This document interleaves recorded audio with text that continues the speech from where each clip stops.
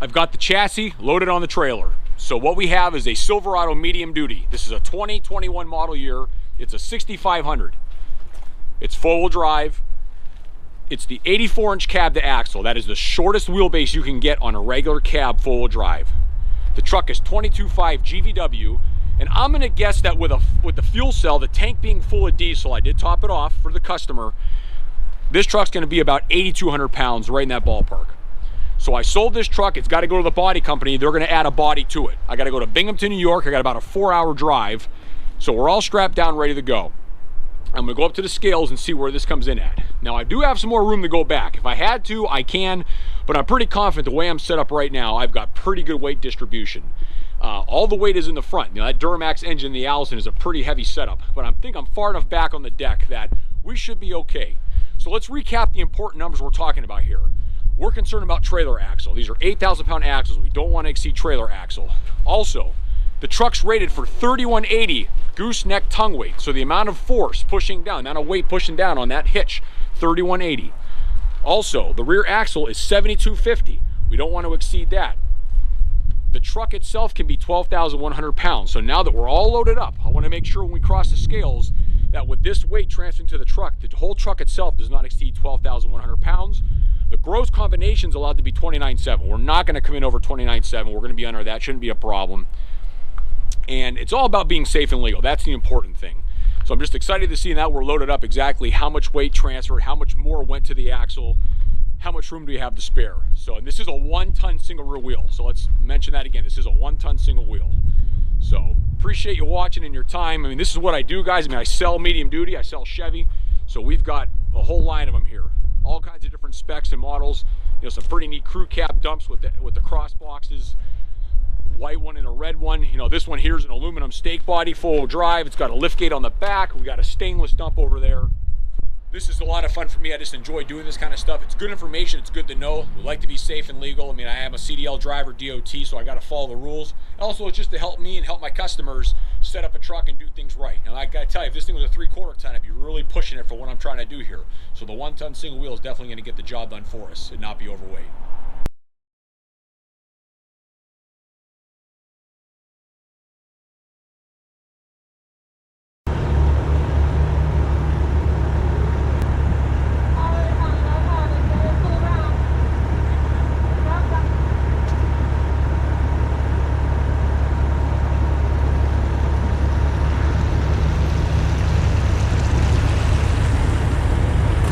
I'm back from getting the weight slip, so you can see here that it's 1:13 p.m. on Sunday the 28th, and that'll match my timestamp on the weight slip. So 2/28/21, I got weighed at 1:02 p.m. Obviously, I went inside and paid and got my slip. But also take a peek at the truck. So before the trip, my miles are 2988, and I did fill the tank. So this weight slip represents me and the truck, the gear that I carry, and a full tank of fuel. So there you have it. Steer axle, drive axle, no trailer at this point. So we're 8560 with a full tank of fuel and myself in the truck and the gear that I carry. So this will be our baseline for an empty truck before we add the trailer.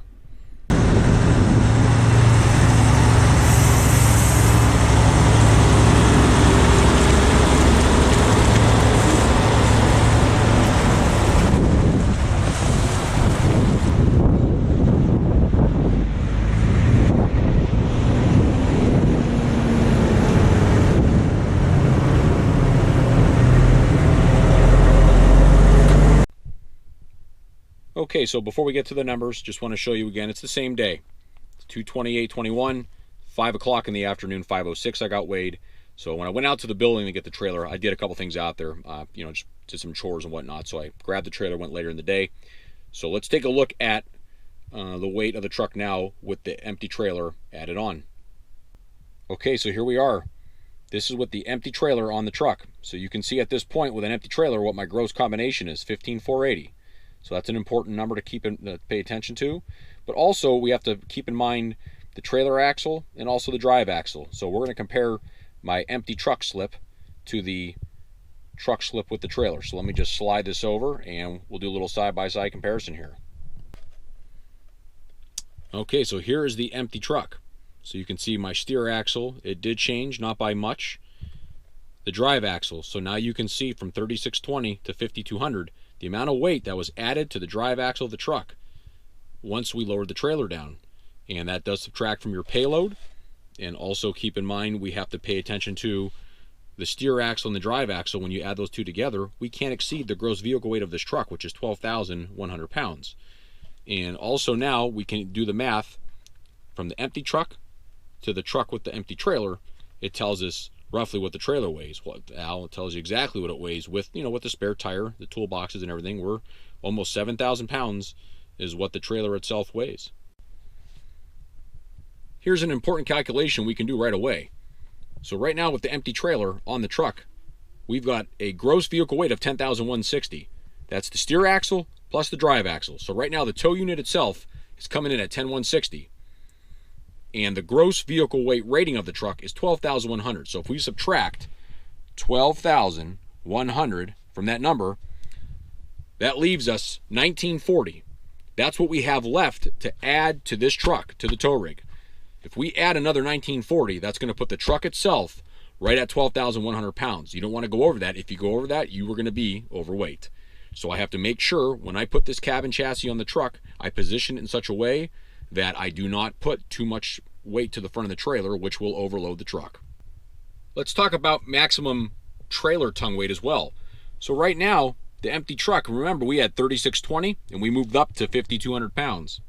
So if you do that math, it's 1,580. So right now, that's what we have pushing down on that truck, 1,580 of extra payload tongue weight.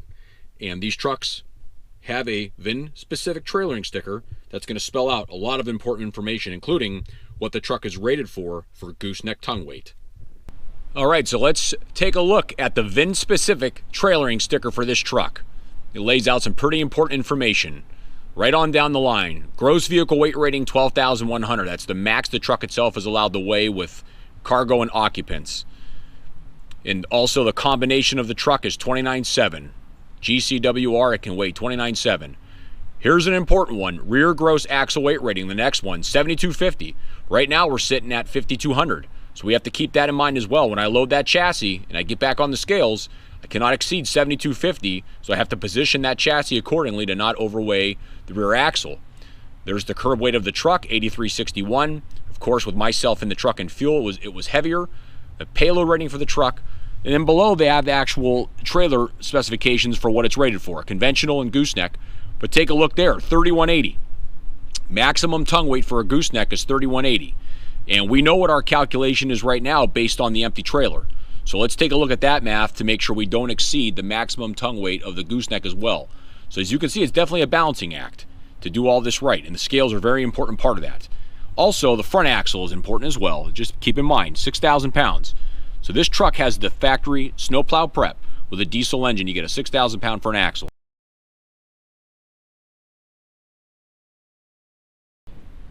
Remember, the GVWR of the truck is 12,100 pounds.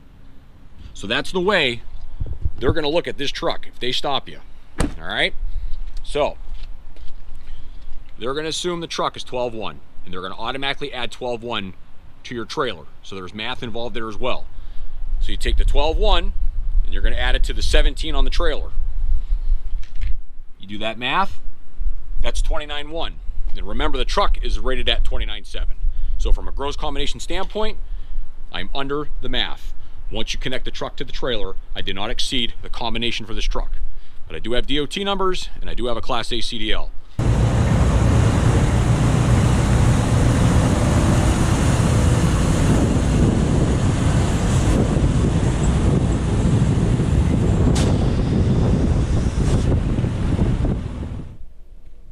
Well, there it is. We came out with a total of 23,840 gross combination. That's the truck and the trailer with the chassis. That's with me in the truck, all the fuel, the whole shebang. 23,840. So now we can do all the math to make sure we are safe in all the areas that are very important. So looking at the two slips side by side, we can see that the chassis was 8,000 pounds because our gross combination with an empty trailer went up 8,000 pounds. So empty trailer with the truck, loaded up. So here we go, 8,000 pounds and trailer axle That truck has two 8,000 pound, I'm sorry, the trailer has 8,000 pound axles, so we're okay there.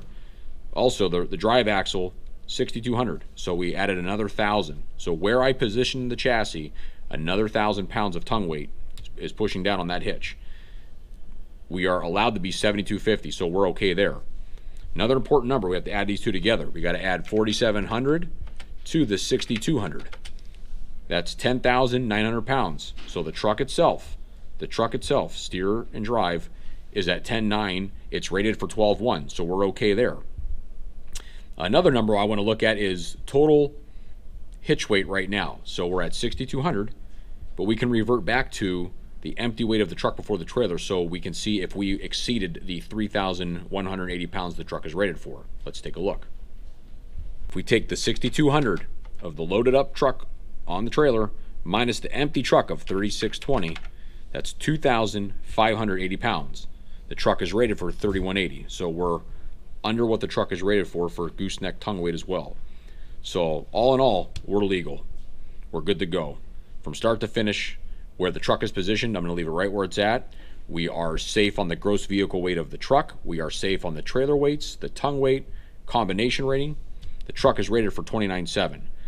And based on these numbers, if you look with the actual empty trailer, let me slide this over here, with the truck, I could have moved the chassis up a little bit. There's actually room that I could move it forward and still not have exceeded any weights, but I'm happy with where it's at. It's good to go. It tows fine, so that's how we're going to roll.